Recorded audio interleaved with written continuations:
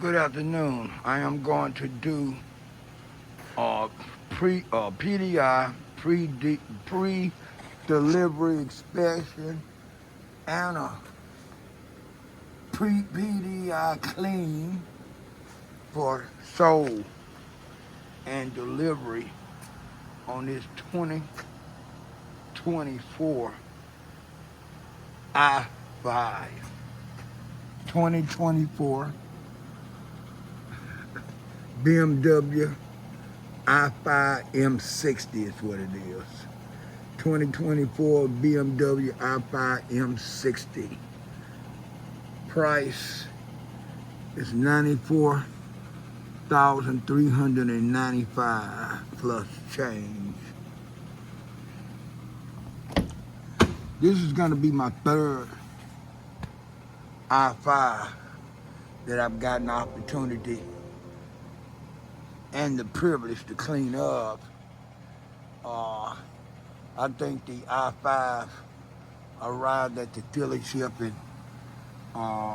at the BMW dealership rather in Seattle, maybe about 3 weeks ago. Then they had some type of i5 clinic seminar / answering questions that customers might have that bought an i5 or plan on buying an i5.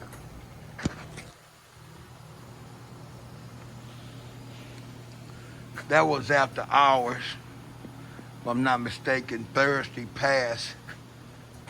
It was a week before Thanksgiving. That Thursday before Thanksgiving is when they had the clinic.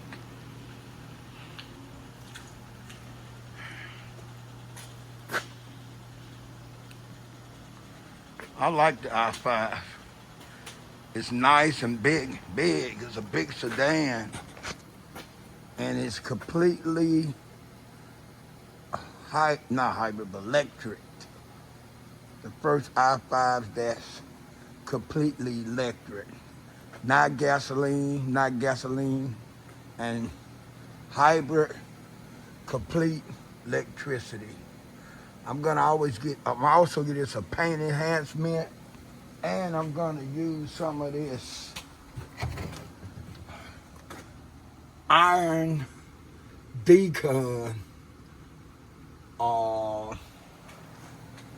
fallout treatment or contamination treatment on this one here.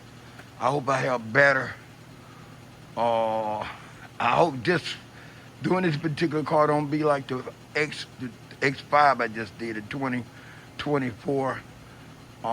They call that color X5. It's not tantanite that looks like a dark blue. I hope I have less problem with this than I had with the tantanite 2024 BMW X5. Peace. Good afternoon. For those that don't know, I'm going to show you how majority of detailers I've worked around the last 10 years do a car whether they wash it and they gonna channel the car out, but they want to blow as much water out the cracks because they're gonna run the buffer over the car, and the buffer is like to vibrate.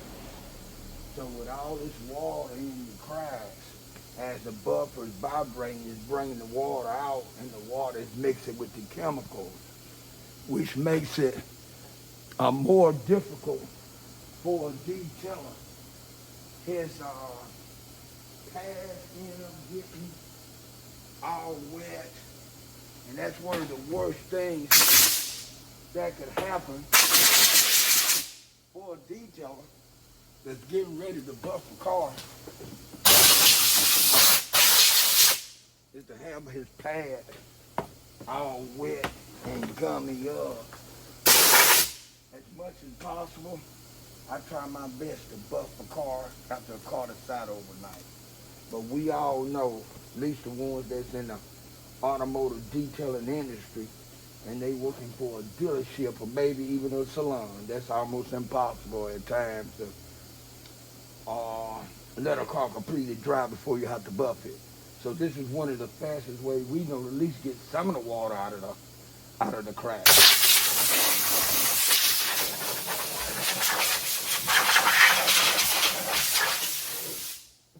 Al became a detailer person best friend. I would say for me in the early 90s, when I first started detailing in 1980, we had to take the seats out of the car. Wasn't using that. At least none of the places I worked, the detailer used air to blow cars out, the inside of the interior out, to keep them doing a whole lot of backing, to keep them having to take seats out of a car. I don't know no detailer that was doing that in the 80s. I'm not saying it wasn't. I'm just saying I don't know any. And I didn't work anywhere that was practicing that nature.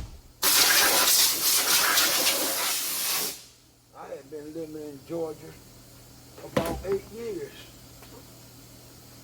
before the first time I saw a guy use air.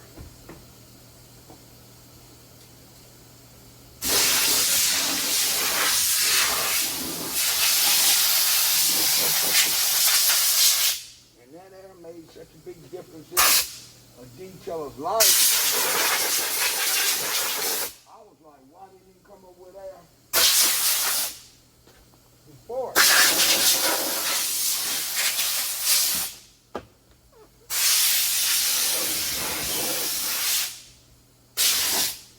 When I got out to Seattle in '94, a lot of places were still having you take the seats out of the vehicle just to vacuum clean it thoroughly and to clean the carpets. And that got to be a headache, taking seats out of a vehicle, especially a van or SUV.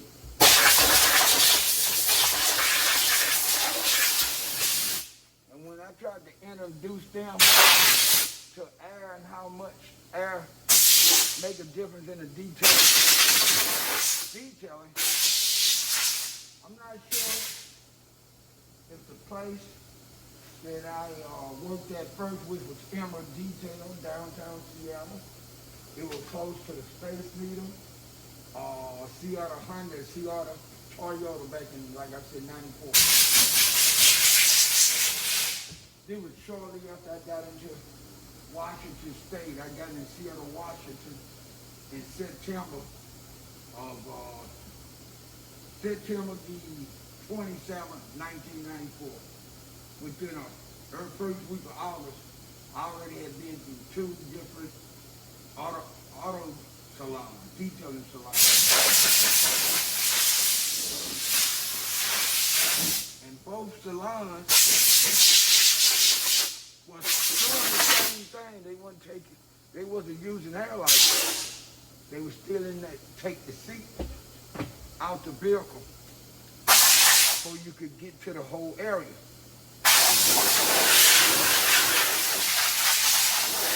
Which to me, I could understand, because if you pull a seat out of an SUV, you pull a seat out of a van, you do have more area to move around in there.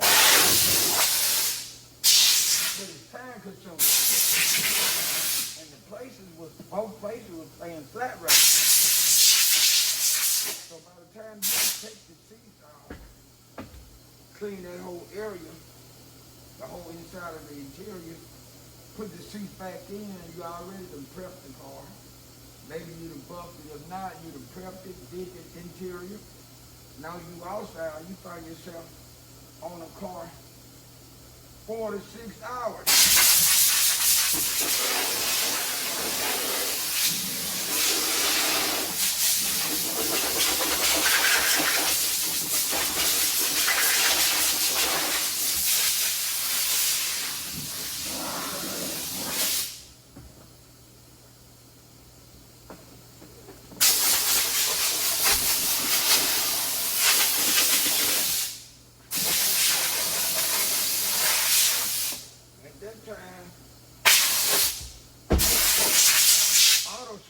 were paying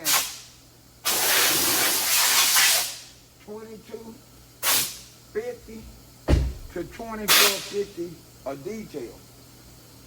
And like I said, you could find yourself stuck on a wore-out SUV or truck that's being lifted that guys drive off-road and in the woods. Could be somebody hunting. It could be a woman with a bunch of kids, or it could be a van like a shuttle van, or maybe even one of those boring vans where they pick up the employees. You find yourself on that car from 4 to 6 hours, sometimes more than that. I'm just giving an average. 4 to 6 hours. And if you getting $24.50, you divide $24.50 into, say, 6 hours, you ain't made no money. That's less than minimum wage. And don't forget you got taxes coming out of that money. I did a four-wheel drive Toyota, old Toyota lifted. So instead of taking the seats out, I unbolted the two front bolts, took a piece of 2x4 that was already cut, and I put the 2x4 underneath the seat, and I shined the flashlight up under the seat as I blowed it out. After I got through blowing it out, I shined the flashlight, I didn't see anything. So I did the same thing on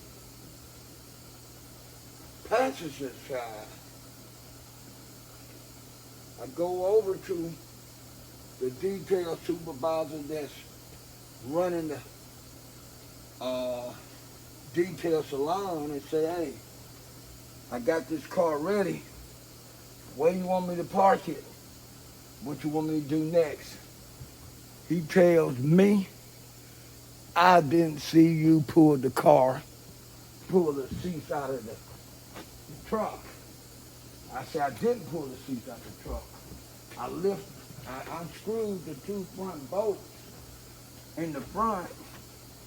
I put a 2x4 under there, and I shined a flashlight. And whatever little trash I saw, I blew it out. He said, that is not how we do it here. I told you when we hired you that all the seats come out of the car and they sit to the side. That way we could have a better inspection. We inspect your work, and after we inspect your work and if your work right, then you could put the seats back in. I asked them why did they want to continue to do it that way. I told them that they wasn't doing it in the state of Georgia, and the amount of money that they were paying when you look at the amount of hours it takes to unbutton seats and take them out and sit them on the floor just to put them back in. You know, it don't leave room for a detailer to make money. And he says, we here trying to be thorough, and we don't see where lifting the seat with a center blocks in the front allowing you to be thorough. I said, okay, let's make a bet. I said, I'm gonna unbolt the two front seats, the two front bolts on the both seats. If you find anything that I missed, you know, this is your salon, you're running this salon, and I do it your way. I said, but if not, would you agree to let me do it the way I'm doing it? And he told me, yes, I'll button those two front bolts on the driver and passenger seat. He got in there, he looked around, he didn't say anything. So I just say, okay, so I don't have to take the seats out no more. And he told me, yes, you do. I just wanted to see, could you prove your point? And he go back over, he states the procedure with me again, which is taking out all the seats. So I left that detail place. I didn't start getting the opportunity to do details like I really wanted to until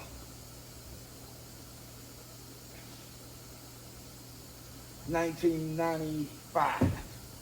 I had done worked at a couple of detail places and another salon and another dealership, and they was all taking the seats off.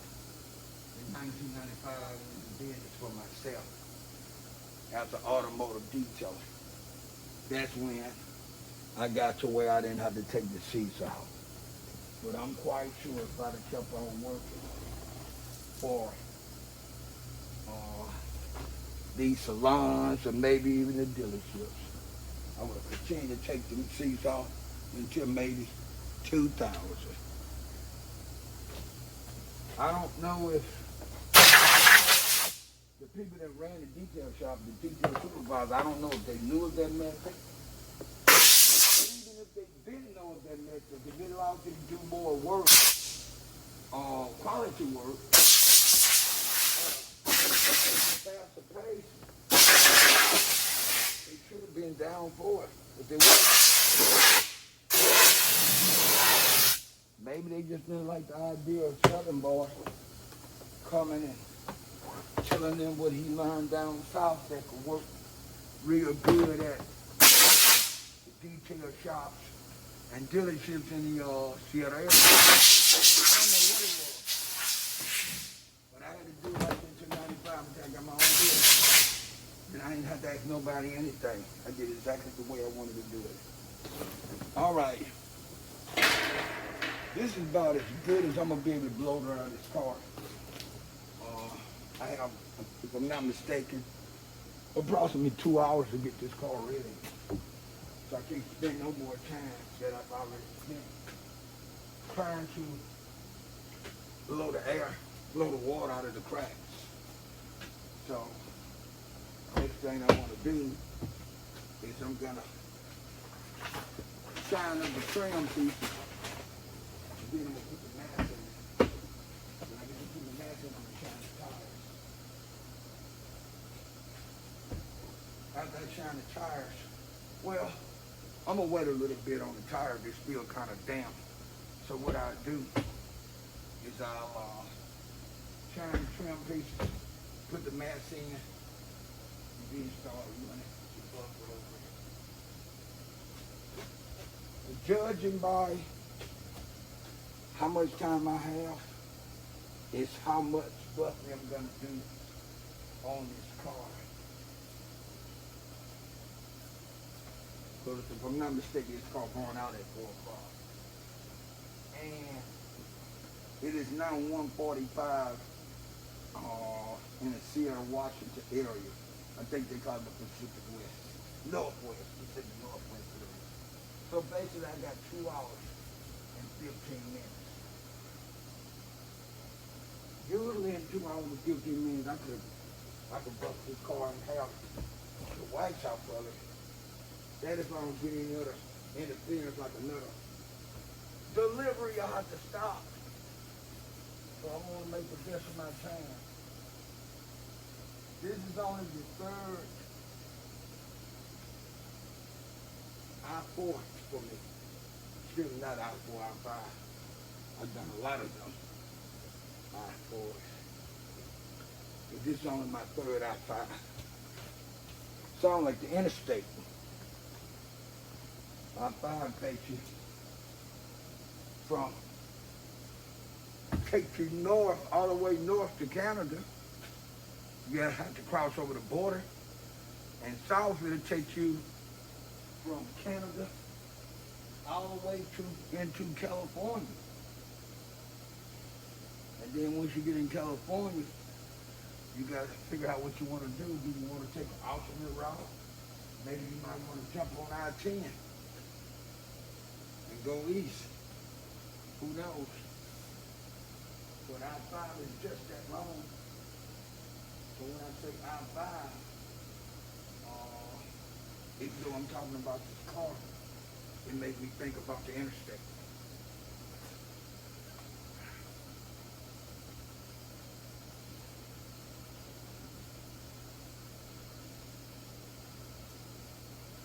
So far, for what I can see, I don't see any of the issues I had earlier with the Tanzanite 2024 X5.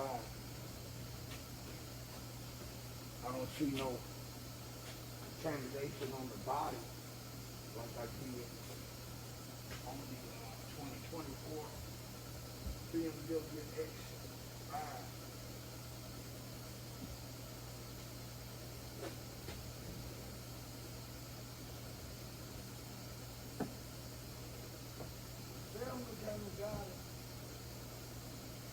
An hour or so ago, I told him about the issues I had to accomplish working on the X5 Tanzanite BMW. And he asked me, what did I think was it right? I told him I hope so. I spent enough time on it for it to be right.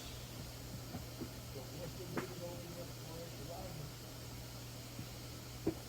Only one I'm gonna know if it's really right. If it don't come back, it haven't came back. It's supposed to have been delivered at 11. And then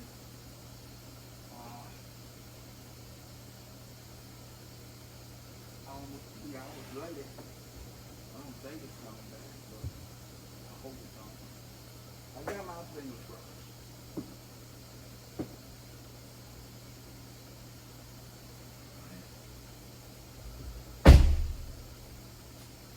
We'll put in one more match, and I'm gonna start buffing. I think I'm gonna start on the hood. I'm doing a paint enhancement. I won't do no cut and buff on this car unless I see some scratches. If I don't see no scratches, all the work that I'm gonna do on this car is gonna be done with a foam finishing pad, aka foam polishing pad, aka foam finishing, polishing, and what you call it, finishing and polishing pad. Yeah, finishing and polishing pad. I call it a glazing pad. Because normally, when I get ready to buff, using a foam pad, I'm about to buff some glaze into the paint. I gotta remember to get my go in the walking area and get me a waffle cutting pad, foam cutting pad out of there. Been meaning to do it, but I've been forgetting. Been in there once this morning, but I forgot to get that. All right, let's see what's gonna happen now.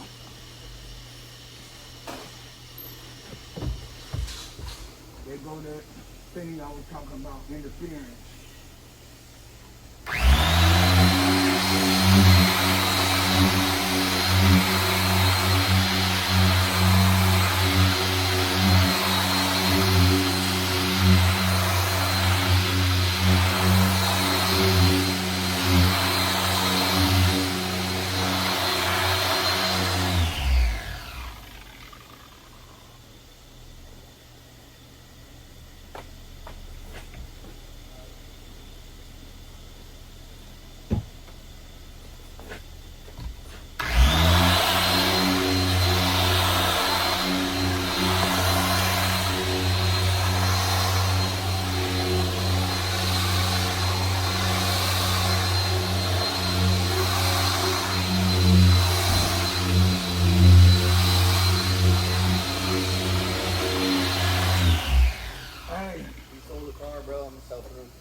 Okay, can he run it through the car wash?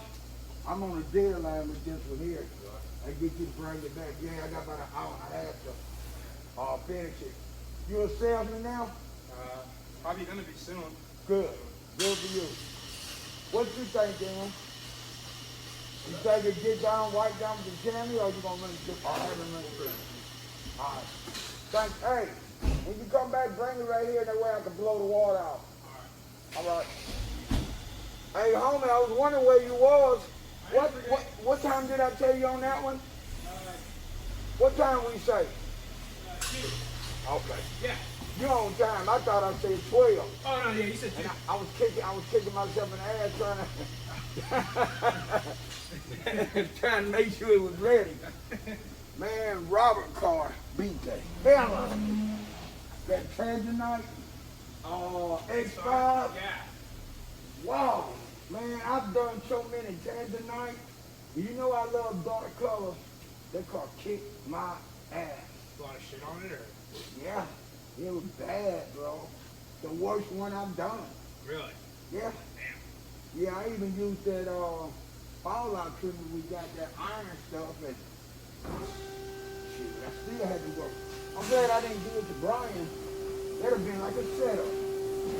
He might not even see me the same about he gave me that car. Because he wouldn't have been able to do it. Only person who could have did that car would have been Jason. You know, other person got the experience other than me to do that car.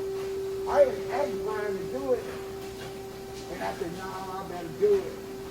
I'm glad I did. I'm glad I did it because I felt bad giving it to him. Because I didn't know it was that bad. It was that dirty, so you can't see under the dirt. I didn't find out how good it was after I washed it and gave it the damn treatment.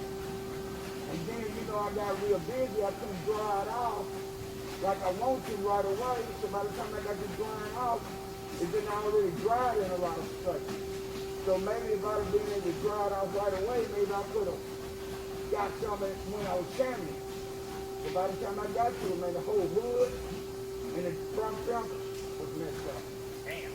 Yeah, tell me about it. Then it was scratches, and I hand washed that car with my mitt that I only used twice. It didn't go through the car wash. I don't know where all those damn scratches came from. I'm talking about that was my third time using that mitt. I saw it.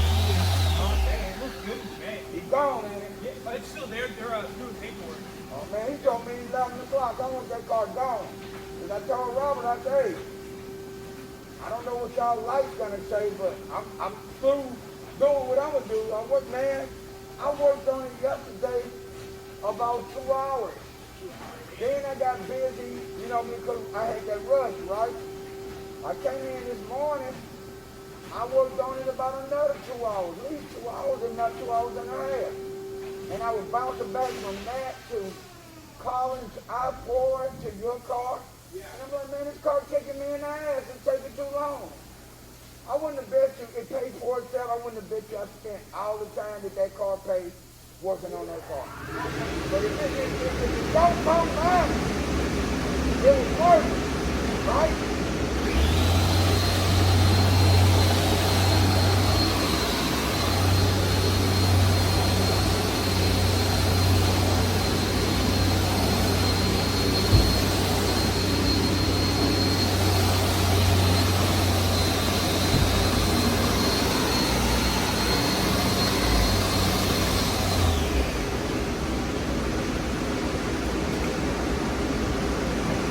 Above all your black pieces.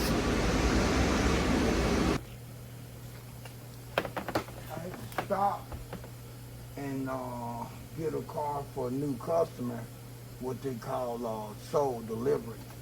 It was actually a used car, Mercedes. You might even see the car behind me right here in the background.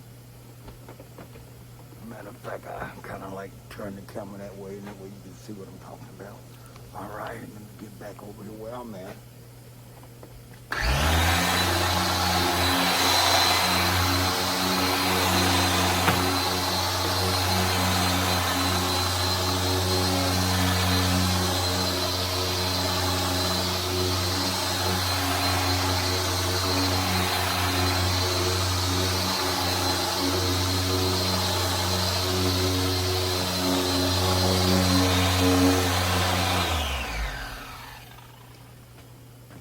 My job consists of me constantly having to multitask. To be honest, if you can't multitask, you definitely can't work here. Or I don't know too many jobs you could go and work and not have to multitask. To, Today, employers try their best to get as much done as possible with less employees as possible and want to pay less as possible.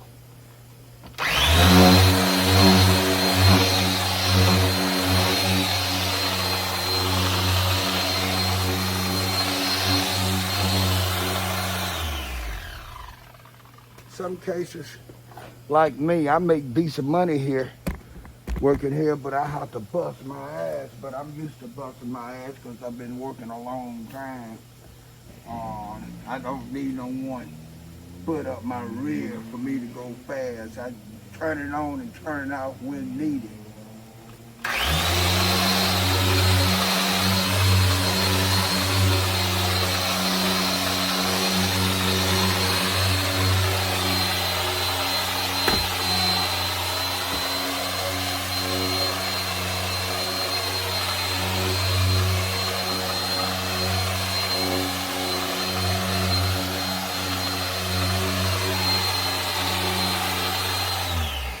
I've been told ever since started in 2012 when I was working at Nissan that guys like myself was obsolete and said we have to move aside and let the younger generation take over.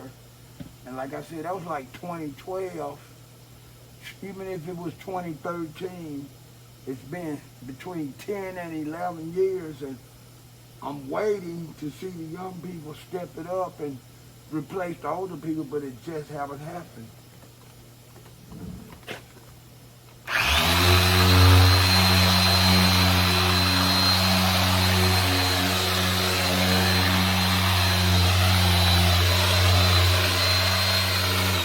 Matter of fact, where I'm working at, if you take the older people out of this store will fall apart.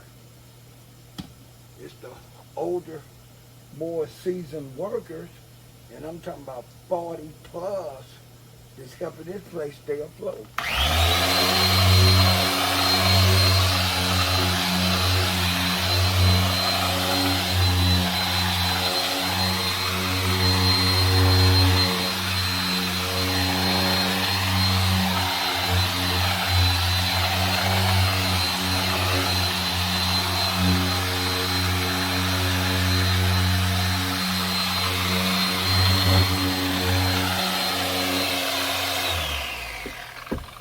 I think the only opportunity that the younger generation might have of replacing older guys like me, if the people in these businesses decide to do cloning and clone the older seasoned veterans that work. Because you're not going to get it from not too many people young.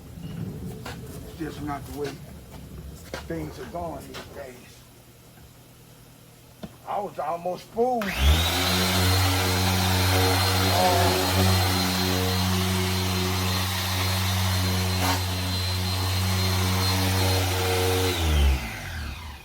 never thought I was obsolete, but I knew it was possible I could be obsolete for this job. It's not obsolete as a whole. You never know when these employers are going to decide to let you go and do something different. Washington State is one of the states that practice high and fire at will. As long as they ain't but violating your rights as an employee, they can let you go whenever they want to let you go.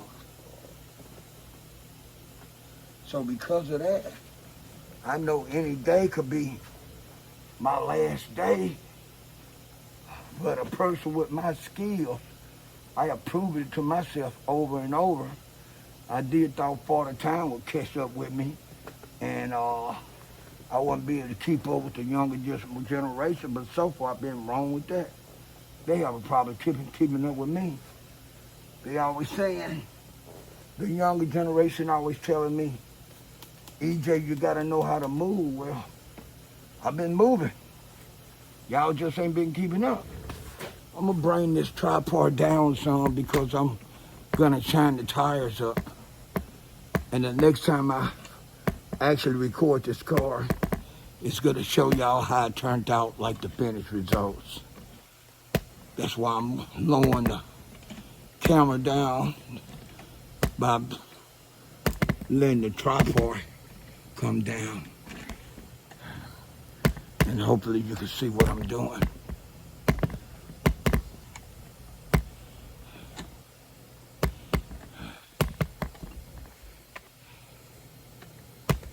All right.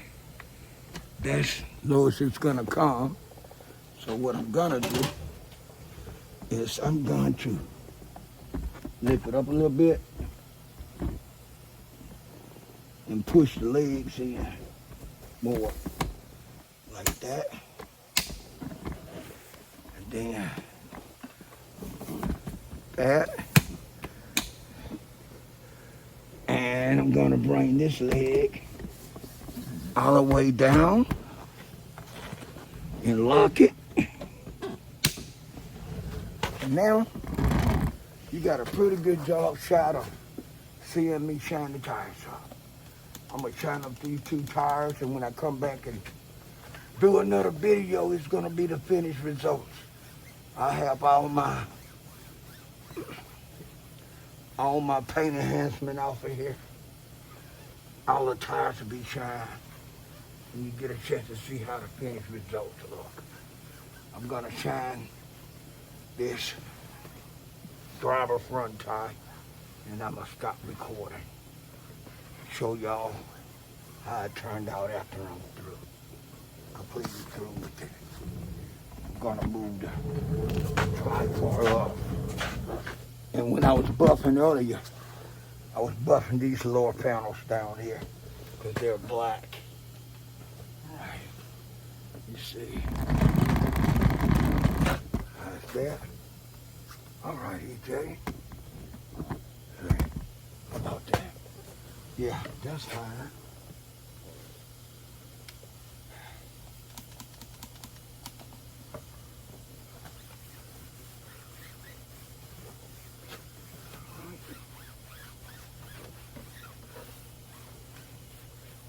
My day is winding down. It is 2:23. Getting close. I got a little over 3 hours left. Tomorrow is my Friday, and God knows I'm looking for it. Because of Thanksgiving falling on Thursday, I didn't get. Tomorrow I just work 4 days instead of 5, but I still feel like I work 4 days coming tomorrow. I feel like I work 5 days when tomorrow comes. It's just the way I feel. EJ signing off until my last recording after the finished result. Peace. Here's the final results of the 2024 I-5. I wanted to go ahead and do a video on this car before the salesman take it. A lot of time before I get a chance to do a finished result video, the salesman come and take the car. Kind of like kills all the love that I gave it, and I can't record it. This guy was gonna take this one. I basically demanded him to leave because I didn't do all this work on this car to have him take it before I could do a video.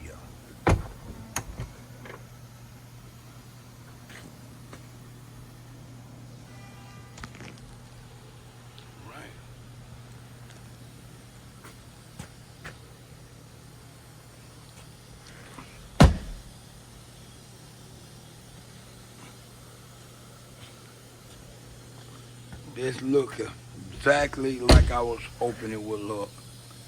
I don't know what happened to the 2024 Tanzanite